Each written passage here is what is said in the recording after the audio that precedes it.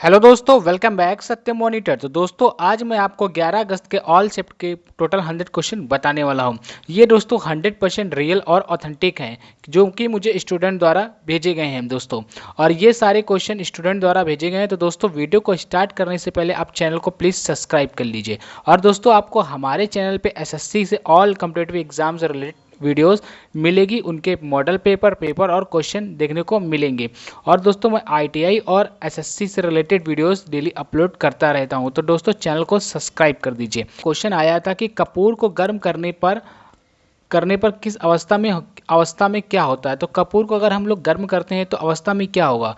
तो दोस्तों जो कपूर और नेफ्थलीन की जो गोलियां होती हैं आदि जैसे चीज़ें होती हैं, इनको अगर हम गर्म करते हैं तो ये सीधे दोस्तों ठोस से गैस में परिवर्तित हो जाती हैं। तो आपका जो दोस्तों करेक्ट आंसर होगा वो ठोस से गैस करेक्ट आंसर होगा। नेक्स्ट आपका क्वेश्चन आया था कि द्वैध शासन प्रणाली की शुरुआत किसने की थी। तो रॉबर्ट क्लाइव ने की थी। तो आपका राइट आंसर रॉबर्ट क्लाइव हो जाएगा। नेक्स्ट आपका क्वेश्चन आया था कि दोस्तों भारत में पंचवर्षीय योजना किसने पेश की। तो दोस्तों बात कर लेते हैं तो भारत में पंचवर्षीय योजना 2 जुलाई 1951 को भारत के पहले प्रधानमंत्री जवाहरलाल नेहरू द्वारा यह प्रस्तुत किया गया था। तो बहुत बच्चों ने इसमें टिक कर दिया है, लेकिन इसका आंसर जो होगा वो ये नहीं होगा। इस पंचवर्षीय योजना के संचालन के लिए 15 मार्च और 1950 को भारतीय योजना आयोग का गठन किया गया था। तो सबसे पहले ये दोस्तों 1950 यानी 15 मार्च को। तो इसका राइट आंसर हो जाएगा भारतीय योजना आयोग गठन, ये इसका राइट आंसर होगा। नेक्स्ट आपका आया था कि सुप्रीम कोर्ट किस अनुच्छेद के तहत हमारी रक्षा करता है। तो हमारी रक्षा का प्रावधान है। तो अनुच्छेद 32 आपका करेक्ट आंसर होगा, जिसमें ये उपचार और संवैधानिक उपचारों का अधिकार प्रदान है, जिसका अर्थ है कि किसी भी व्यक्ति को अपने मौलिक अधिकार की रक्षा करने के लिए सर्वोच्च न्यायालय यानी उच्च न्यायालयों में भी जाने का अधिकार है। ये अनुच्छेद हमें 32 देता है। तो ये भी आपको दोस्तों ध्यान में रखना है। जबकि सर्वोच्च न्यायालय में अनुच्छेद 32 के तहत रीट जारी करने की भी शक्ति है। और अनुच्छेद 226 के तहत दोस्तों उच्च न्यायालय को सम्मान और अधिकार दिए गए हैं। तो दोस्तों ये सारे फैक्ट्स आपको ध्यान में रखने हैं। नेक्स्ट आपका आया था कि 2011 जनगणना के अनुसार सबसे कम साक्षरता दर किस राज्य का है। तो 2011 की जनगणना के अनुसार बिहार जो है वो दोस्तों 61.80% है। तो यहाँ पे बिहार आपका दोस्तों करेक्ट आंसर हो जाएगा। और जबकि बिहार में दोस्तों पुरुषों की जो साक्षरता है वो 71.20% है और महिलाओं का 51.50% है। और 2011 में जनगणना में बिहार का दोस्तों कम था, जो मैं आपको बता चुका हूँ।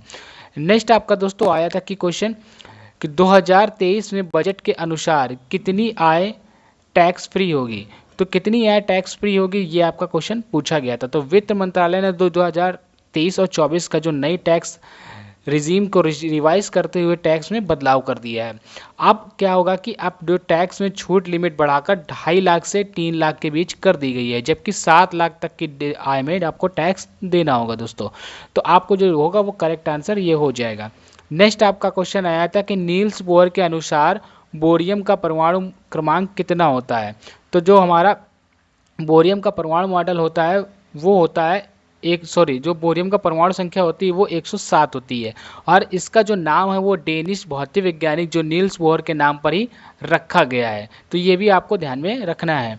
नेक्स्ट आपका आया था कि मिनी बैंक कितने समय के लिए पैसा लोन पर दे सकता है। तो दोस्तों 12 से 60 महीने तक वो दे सकता है। नेक्स्ट आपका पूछा गया दोस्तों कि उपराष्ट्रपति का पद किस देश से लिया गया है। तो दोस्तों जो अब हमारे संविधान में भारतीय संविधान में उपराष्ट्रपति का जो पद है वो संयुक्त राज्य अमेरिका से लिया गया है। तो यहाँ पे संयुक्त राज्य अमेरिका आपका करेक्ट आंसर होगा। और संयुक्त राज्य अमेरिका से हमारे और भी लिए गए हैं जो मौलिक कर्तव्य, जैसे चार्टर, न्यायिक समीक्षा की शक्ति, न्यायपालिका की स्वतंत्रता, लिखित संविधान, भारतीय संविधान में प्रावधान, ये इत्यादि संविधान से संयुक्त राज्य अमेरिका से लिया गया है।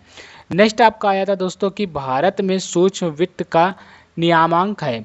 तो जो नियामक है वो भारतीय रिजर्व बैंक आपका करेक्ट आंसर होगा। नेक्स्ट पूछा गया था कि दोस्तों हिमालय पर्वत भारतीय उपमहाद्वीप की रक्षा कैसे करता है।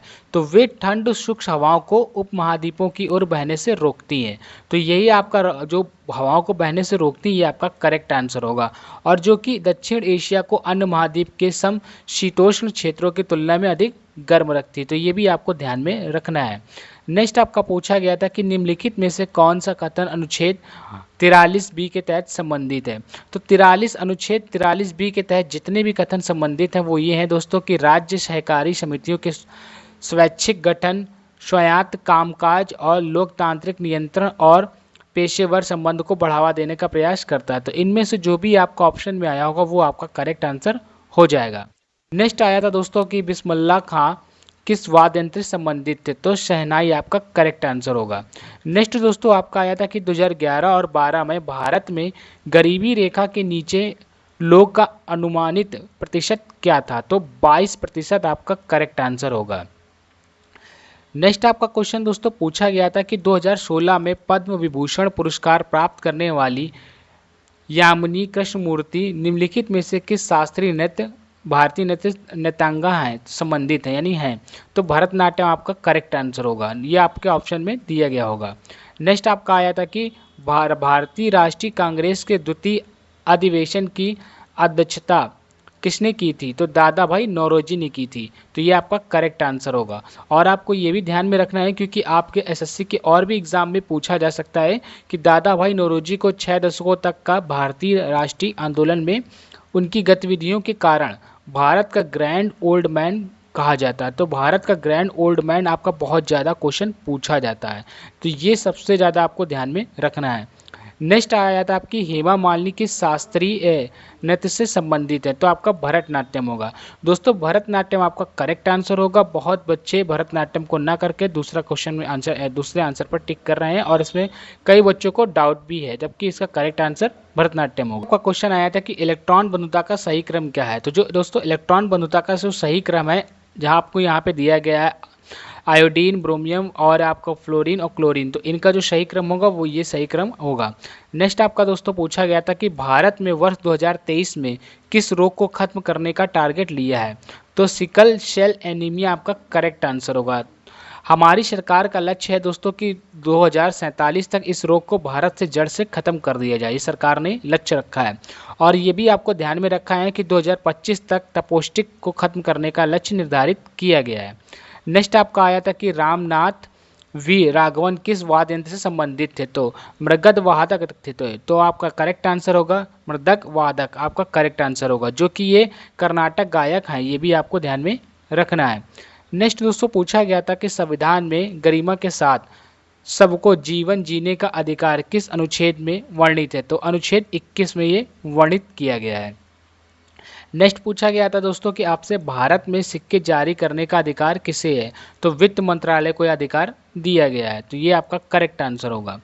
नेक्स्ट आपका आया था कि निद्रा रोग किस प्रोटोजोआ के कारण होता है। तो जिस प्रोटोजोआ के कारण आपका ये होता है तो वो है ट्रिप्नोसोमियासिस, जो है आपका करेक्ट आंसर होगा। और ये टेस्टोस मक्खी के काटने से होता है। नेक्स्ट आपका पूछा गया था कि चुंबक के अंदर चुंबकीय क्षेत्र रेखाओं की दिशा क्या होती है। तो चुंबकीय क्षेत्र रेखाओं की दोस्तों जो दिशा होती है वो दिशा दक्षिणी ध्रुव से उत्तरी ध्रुव तक होती है। और चुंबक के बाहर की ओर की आपको भी दिशा रेखाओं की दिशा भी याद रखनी होगी, जो उत्तरी ध्रुव से दक्षिणी ध्रुव तक होती है। तो ये भी फैक्ट आपको दोस्तों ध्यान में रखना है। नेक्स्ट आपका पूछा गया था कि प्रथम एशियाई खेलों का आयोजन कहाँ किया जाता था। तो 1951 में नई दिल्ली भारत में किया गया था। तो आपका करेक्ट आंसर हो जाएगा नई दिल्ली। नेक्स्ट आपका पूछा गया था कि 2022 में किस कुचिपुड़ी नृत्यांगना को पद्मश्री अवार्ड से सम्मानित किया गया था। तो गद्दाम पणजा रेड्डी को ये सम्मानित किया गया था 2015 में। ये संगीत नाटक अकादमी पुरस्कार भी इनको मिला था। तो ये भी फैक्ट आपको ध्यान में रखना है। नेक्स्ट दोस्तों आपका पूछा जाता है, सबसे ज़्यादा क्वेश्चन इससे पूछे जाते हैं कि रबी की फसल कब बोई जाती है। तो आपका करेक्ट आंसर होगा अक्टूबर से दिसंबर में। और इसकी दोस्तों कटाई भी आपको याद रखनी है कि किसकी कटाई अप्रैल से जून तक होती है। और जो रबी की फसल होती है वो गेहूँ, जौ, मटर, चना, सरसों आदि सब रबी की फसलें होती हैं। खरीफ की फसल दोस्तों अप्रैल और मई के बीच में बोई जाती है और इसकी कटाई सितंबर अक्टूबर में हो जाती है। और जो खरीफ की फसलें हैं वो है आपके धान, मक्का, ज्वार, बाजरा, अदरक, मूंग, उड़द, कपास, जूट, मूंगफली, सोयाबीन, ये सब आपकी खरीफ की फसलें हैं। अब आपकी आती है जायद की फसल। तो दोस्तों जायद की फसल मार्च और अप्रैल में बोई जाती है जिसकी कटाई जून में होती है। और जायद की जो कुछ फसलें हैं वो जैसे कि तरबूज, खीरा, ककड़ी, मूंग, उड़द इत्यादि आपकी जायद की फसलें हैं। नेक्स्ट आपका पूछा गया था दोस्तों कि साइमन कमीशन के विरुद्ध में किस स्वतंत्रता सेनानी की मृत्यु हुई थी। तो दोस्तों ये बहुत ही इंपॉर्टेंट क्वेश्चन है और बहुत बार रिपीट हुआ है। तो लाला लाजपत राय की दोस्तों यहाँ पे मृत्यु हो गई थी। और बात करते हैं साइमन कमीशन की, तो जॉन साइमन के अधीन भारत के राजनीतिक स्थिति की समीक्षा करने और संसदीय लोकतंत्र में सुधार करने और विस्तार से शुरू करने के लिए यह बनाया गया था। इसमें टोटल दोस्तों 7 सदस्य थे जिनमें से कोई भी भारतीय नहीं था। तो ये फैक्ट आपको दोस्तों ध्यान में रखना है। दोस्तों आज मैंने आपको 11 अगस्त यानी कि आपके ऑल शिफ्ट के क्वेश्चन करा दिए हैं। ये 100% दोस्तों रियल हैं, जो कि स्टूडेंट द्वारा मुझे इतने ही क्वेश्चन भेजे गए थे। तो मैंने आपको पूरे क्वेश्चन बता दिए।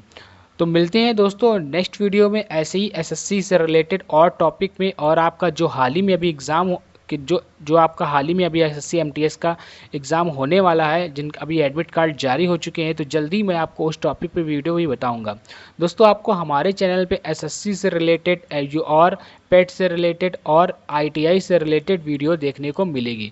तो जो भी स्टूडेंट एसएससी, पेट और आईटीआई से रिलेटेड हैं तो प्लीज़ चैनल को सब्सक्राइब कर दीजिए ताकि आपको पल पल की अपडेट मिलती रहे। मिलते हैं दोस्तों नेक्स्ट वीडियो।